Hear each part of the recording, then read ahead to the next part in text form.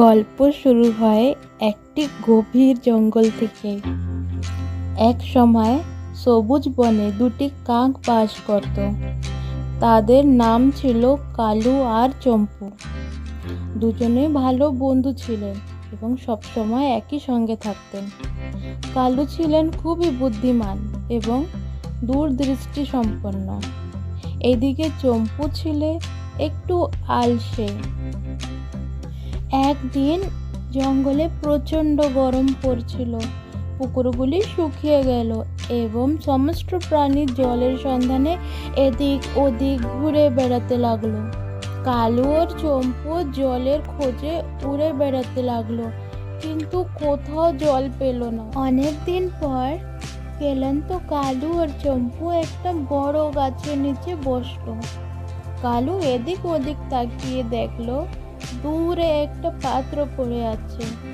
সে চম্পুকে বলল, চম্পু দেখো, ওদিকে একটি পাত্র পড়ে আছে, তাতে পানি থাকতে পারে, এসো দেখি। কাক দুটো পাতার কাছে গিয়ে দেখলো যে পাতায় কিছু জল আছে, কিন্তু জল খুবই কম এবং তাদের ঠোঁট সেখানে পৌঁছতে পারছে না। চম্পু দিশাহারা হয়ে বলল, আমাদের ভাগ্যই খারাপ, আমরা পানিও পাচ্ছি না। কিন্তু কালু হার মানল না।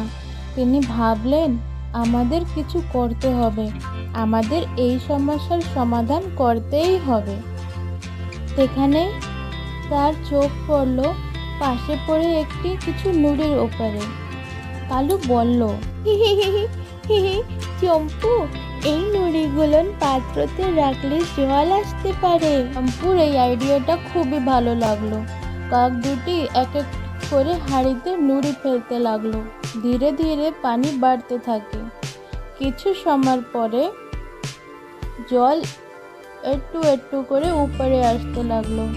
কাক দুটি আরামসে জল পান করলো। ও আর চম্পু জল পিপাসার নিবারণ করে আনন্দের সাথে বলল, আমরা সমস্যার সমাধান করেছি। কালু চম্পুকে বুঝিয়ে বলল, দেখ, আমরা যদি বুদ্ধির সাথে কাজ করি আর ধৈর্য ধরে, তাহলে যে কোনো সমস্যার সমাধান হতে পারে। এই ঘটনার পর চম্পু কালুর মতন বুদ্ধি আর ধীরজের সঙ্গে কাজ করতে শিখল। দুই কাকের মধ্যে বন্ধুত্ব আরও স্ট্রং হলো এবং তারা সমস্যার একসাথে নিবারণ করতে থাকে। বনের অন্য প্রাণীও এই গল্প থেকে অনুপ্রেরণা নিয়েছিল এবং শিখছিল যে সমস্যা কতই বড় হোক না কেন, আমরা যদি বুদ্ধিমান আর ধৈর্যের সাথে কাজ করি, তবে যে কোনো সমস্যার সমাধান হতে পারে। এই গল্পতে যে মেন থিম একতা আর অনেকতা, এইটা আমাদের নিজের লাইফেও অ্যাপ্লাই করা অবশ্য উচিত।